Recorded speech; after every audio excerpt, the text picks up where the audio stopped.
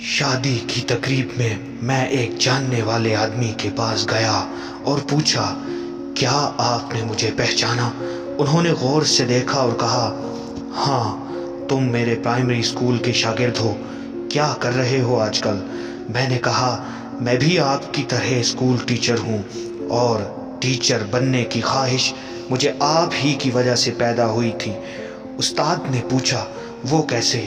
شاگرد نے جواب دیا، آپ کو یاد ہے کہ ایک بار کلاس کے ایک لڑکے کی بہت خوبصورت گھڑی چوری ہو گئی تھی، اور وہ گھڑی میں نے چرائی تھی۔ آپ نے پوری کلاس کو کہا تھا کہ جس نے بھی گھڑی چرائی ہے واپس کر دے۔ میں گھڑی واپس کرنا چاہتا تھا، لیکن شرمندگی سے بچنے کے لیے یہ جرت نہ کر سکا۔ آپ نے پوری کلاس کو دیوار کی طرف منہ کر کے آنکھیں بند کر کے کھڑے ہونے کا حکم دیا، سب کی جیبوں کی تلاشی کی، اور میری جیب سے گھڑی نکال کر میرا نام لیے بغیر وہ گھڑی اس کے مالک کو دے دی۔ آپ نے مجھے کبھی اس عمل پر شرمندہ نہ کیا۔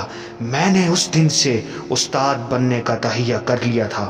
استاد نے کہا، کہانی کچھ یوں ہے کہ تلاشی کے دوران میں نے بھی اپنی آنکھیں بند کر لی تھیں، اور مجھے بھی آج ہی پتا چلا ہے کہ وہ گھڑی تم نے چرائی تھی۔ ناظرین، کیا ہم ایسے استاد بن سکتے ہیں جو اپنے اعمال سے بچوں کو استاد بننے کی ترغیب دے سکیں، نہ کہ چھوٹی چھوٹی غلطیوں پر بچوں کو پوری کلاس کے سامنے شرمندہ کریں؟